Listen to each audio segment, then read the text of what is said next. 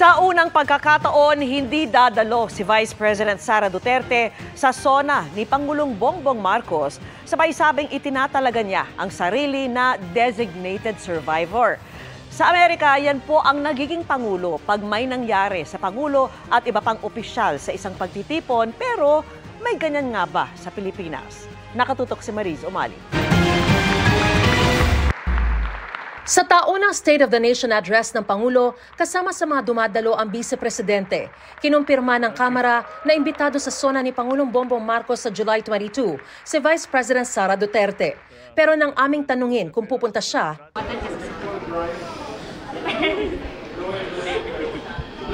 No. No, I will not attend the SONA. I am appointing myself as the designated survivor. Sa konsepto ng designated survivor gaya ng sa Amerika, pinaliliban sa isang pagtitipong dadaluhan ng Pangulo at iba pang opisyal na kasama sa line of succession ng Presidente para sakaling magkaroon ng pag-atake na ikamamatay ng mga naroroon ay maaari siya magsilbing pansamantalang Pangulo. Pero dito sa Pilipinas, walang ganito. Ayon kay dating Supreme Court Associate Justice Vicente Mendoza, walang probisyon sa konstitusyon na nagsasaad ng designated survivor.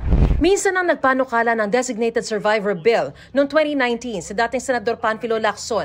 Pero wala man sa batas. Sinabi ng isa sa mga bumalangkas ng 1987 Constitution na si dating Supreme Court Associate Justice Adolf Azcuna, wala naman daw masama rito.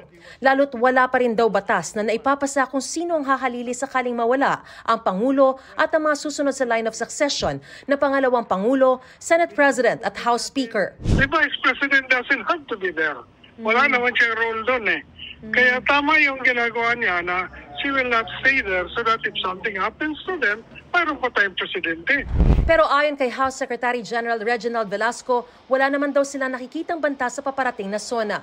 Ang tingin ko personally, parang pabiro lang yun. Joke lang yun. Kasi alam mo naman yung pamilya nila, di ba, mahilig magbiro eh. So, but of course, baka iba ang reaction ng security officials natin, di ba? So far, wala naman kami naririnig na because of that, then we have to do additional security. Dagdag ni House Secretary General Velasco, ina-anticipate na nila ang lahat ng posibleng mangyari sa SONA. Halos araw-araw na rin daw nagpupulong ang kanilang security team kasama ang Presidential Security Command para ma-assess ang security situation at maabatan ang anumang banta rito. Ayon sa House Secretary General, kung sakasakali, ito ang kauna-unahang pagkakataong hindi raw dadalo ang isang vice-presidente sa SONA ng Pangulo. President ang hindi nagdalo. Alam na absent eh. Nag-absent ang Vice President. Based on our records po, wala po. First time po yan. Sa isang pahayag, sinabi naman ni House Speaker Ferdinand Martin Romualdez na desisyon ng isang public official kung dadalo siya o hindi. Pero ang SONA raw ng Pangulo ay isang mahalagang okasyon para pag-isipan ang progreso ng bansa, paglutas sa mga hamon at ilatag ang mga plano para sa hinaharap. Nararapat lang daw na makita ng sambayanan ang pagkakaisa ng kanilang mga lider para sa kanilang kapakanan. Hinihinga namin ng reaksyon kaugnay nito si Vice President Duterte. Para sa GMA Integrated News, Mariz Umali, nakatutok, 24 oras. Mga kapuso, uulanin ang malaking bahagi ng bansa lalo na't matapos ang ilang linggong monsoon break, nagbabalik ang pag-iral ng Southwest Monsoon o hanging habagat. Apektado nito ang western sections ng Southern Luzon, Visayas at Mindanao. Bukod sa habagat, patuloy ring iiral at magpapaulan ang Intertropical Convergence Zone o ITCZ. Base sa datos ng Metro Weather, umaga bukas may tsansa na ng ulan sa Palawan at Occidental Mindoro. Sa hapon, uulanin na rin ang Ilocos Region, Cordillera, Central Luzon, Calabarzon, natitirang bahagi ng Mimaropa at Bicol Region. May malalakas na ulan na posibleng magpabaha o magdulot ng landslide kaya doble ingat. Maaga ring uulanin ang malaking bahagi ng Visayas at Mindanao. Malalakas na buhos agad ang mararanasan sa ilang lugar gaya ng Sultan Kudarat at South Cotabato. Mas malawakan at mas matitinding ulan na ang dapat paggandaan sa hapon hanggang gabi.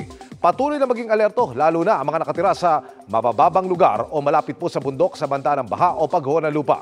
Sa Metro Manila naman, mataas din ang tsansa ng ulan bukas lalo sa hapon at posibleng maulit sa gabi. Sabi ng Pag-asa, posibleng may mabuong sama ng panahon o low pressure area sa mga susunod na araw at makaka-apekto sa ating bansa. Pwede pang magkaroon ng pagbabago kaya patuloy na umantabay sa updates.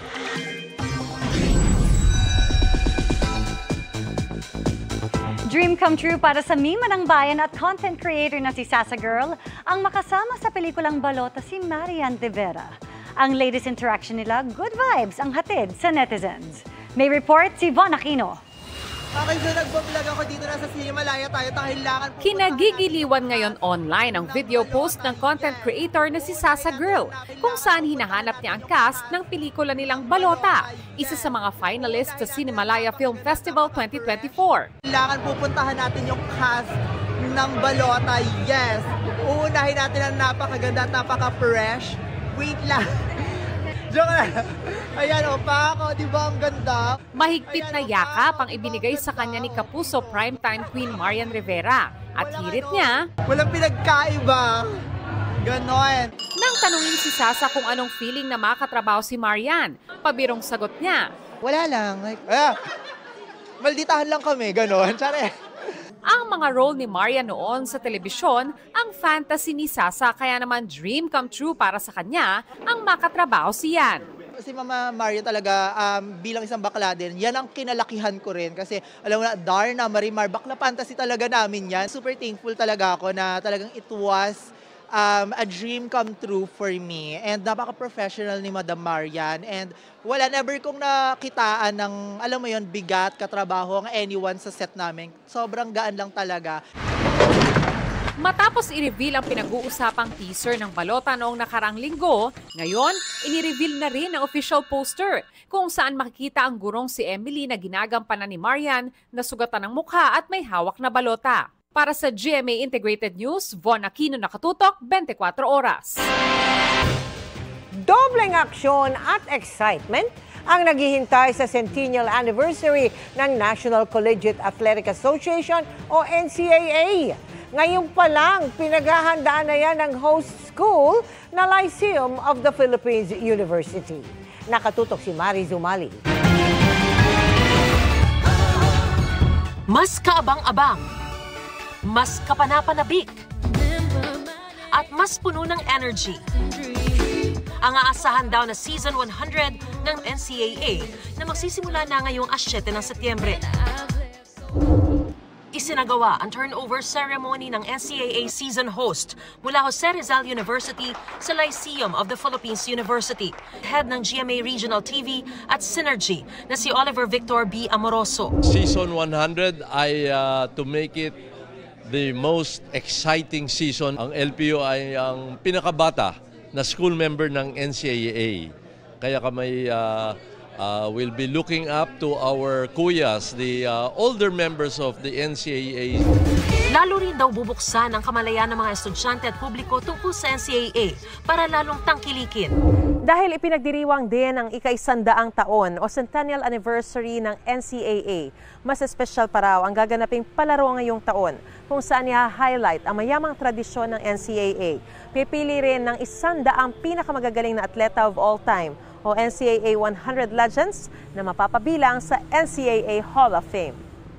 Maglulunsad din ang coffee table book at sa kauna-unahang pagkakataon, magdaraos din daw ng torch run ang mga member school. It is important that schools support the NCAA because schools are featured not only in terms of the extracurricular activities but how we can actually promote the development and nurturing of character as well as lifetime skills or lifelong skills that can be used by the youth when they become professionals. Pinag-aaralan din ang pagdaragdag ng bagong sports event sa kasalukuyang 16. Samantala, pinarangalan din ang Best Performing School sa Season 99, ang San Beda University na may 7 championship para sa Senior Division, at ang University of Perpetual Help System Delta na may 4 na championship para sa Junior Division. Para sa GMA Integrated News, Mariz Umali, nakatutok, 24 oras. 3 ang patay sa Morong Rizal dahil sa pang-aararo ng suspect na nagtakas ng isang police mobile. Nakatutok si Mark Salazar. Sa kalunos-lunos na disgrasya na uwi ang habulan ng pulis at suspect na nagtakas ng isa pa nilang police mobile. Nang araro pa kasi ang suspect ng mga tao at ari-arian sa barangay San Juan sa Morong Rizal. Nagsimula ang lahat bandang alas 9 ng umaga. Itinawag sa pulis ang lalaking ito na nagwawala at nanggugulo. Sa initial na assessment na parang meron siyang diferensya sa pag-iisip. So atin siyang isinama at nakita natin po na meron siyang mga sugat kaya siya ay ipapagamot dapat. Pero nang magamot ang kanyang mga galos, nagmadali siyang umalis at tinakasan ng mga bantay na pulis. Nakita ng ating pulis na siya ay sumakay doon sa mobile at pinaandar yung ating mobile. Hinabol po siya ng ating kapulisan hanggang sa dumating sa punto na nakabangga na siya ng ating mga biktima po na naging resulta sa pagkasawi ng ilang tao at pagkakapinsala sa mga properties po. Natapos ang habulan sa pag-araro ng suspect sa mga nakaparadang tricycle at motorsiklo sa bangketa. Sa ating pag-iimbestiga, meron po tayong 3 na kumpirma na patay na binawian na po ng buhay. Mayroon pong bali 6 po ang nasugatan kasama na po ang suspect. Kasama po yung ating responding police at yung 4 pa na civilian. Itinakbo pa sa ospital ang 3 biktimang napuruhan pero lahat sila ay idineklarang dead on arrival. Nasa ospital din ang suspect na bahagyang nasaktan sa insidente. Ang responding police naman at 4 na iba pa ay bahagya lamang nasaktan at hindi na nagpadala sa pagamutan. Hindi humarap sa media ang pamilya ng mga nasawi pero ang tanong din nila sa pulisya, paano pananagutin ang suspect kung ito ay may mental illness? Hindi naman po kami ang tamang ahensya para magsabi kung siya ay may diferensya sa pag-iisip. Sa ngayon po, kumakalap kami ng ebidensya para magsampa ng kaukulang kaso laban sa kanya at ito po ay isasampa namin sa husgado. Hindi rin matunto ng pulisya ang pamilya ng suspect. Kasi nga hindi natin siya makausap ng malinaw. Kung may makukuha po tayong impormasyon tungkol sa kanya, pupuntahan po natin ang pamilya. Hindi po siya taga rito. Mananatili raw muna sa pangangalaga ng morong pulis ang suspect habang walang utos ang korte kung saan siya nararapat dalhin. Para sa GMA Integrated News, Mark Salazar, nakatutok 24 oras. Inaalam ng Coast Guard kung isang barkong Chino ang nakabangga sa bangka ng magkapatid na Pilipino, dahilan upang mawala ang isa sa kanila. Tinawag nila itong Vessel of Interest. Nakatutok si Marisol Abduraman.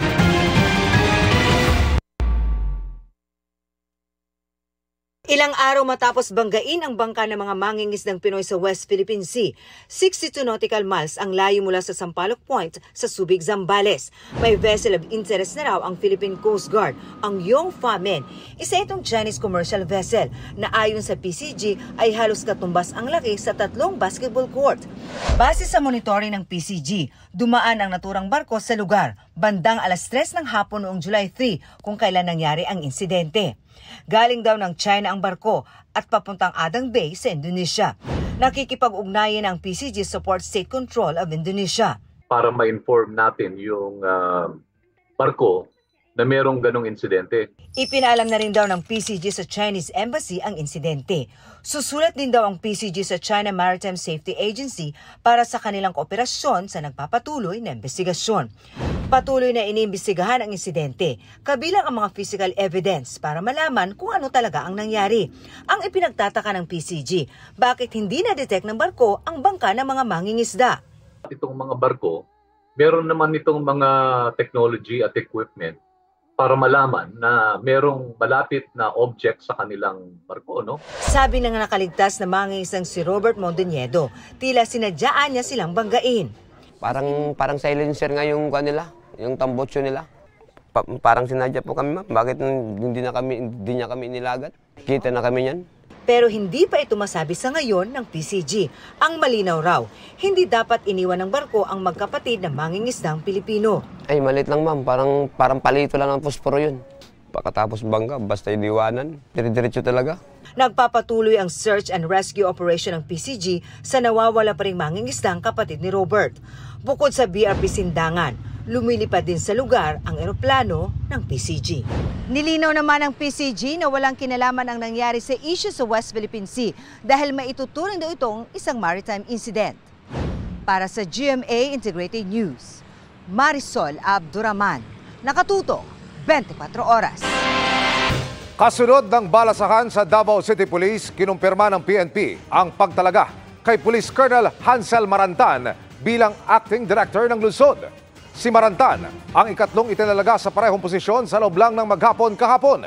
Ayon sa PNP, pansamantala lang ang pagtalaga sa mga naunang OIC na agad din daw ibinalik sa kanilang pwesto sa Regional Police 11.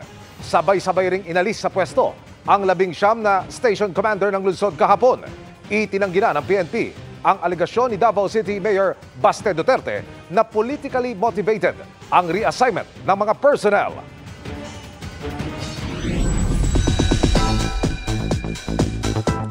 Good evening mga kapuso! Truly limitless ang opportunities na dumarating kay Julian San Jose.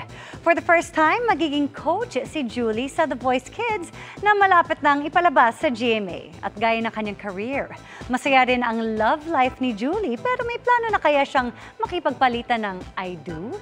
Ichichika sa atin yan ni Nelson Canlas.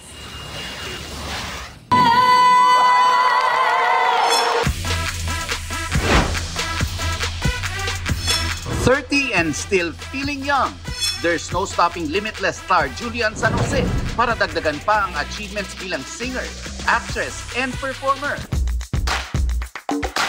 Next waves to conquer ang upcoming Ang Ating Tini concert with Stel.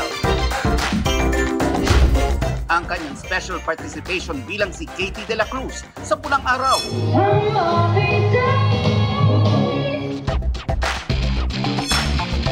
At ang opisyal niyang pagbabalik bilang isang voice coach, particularly sa The Voice Kids. Mga kapuso, this is Coach Julie. I want you. Sa aming kwentuhan sa GMA Integrated News Interviews, iba ang glow ng limitless star kapag ang boyfriend na si Raver Cruz ang napag-uusapan. Aminado si Julie na si Raver na ang the one for her. This is by far the happiest Julie that I've seen. Tama ba ako? Tama ako. Totoo naman talaga. Di ko nga alam kung bakit di kami nag-aaway. Alam mo yun, parang... So, totoo ba? Never kayo nag-aaway? Gusto niyo ba? Gusto niyo? Si Ray kasi parang parang siya yung... Parang ako siya. Or parang... If I look in the mirror, I'd see Ray. Para ako nakahanap ng... Nakahanap ka ng katapat mo? Ng katapat ko or...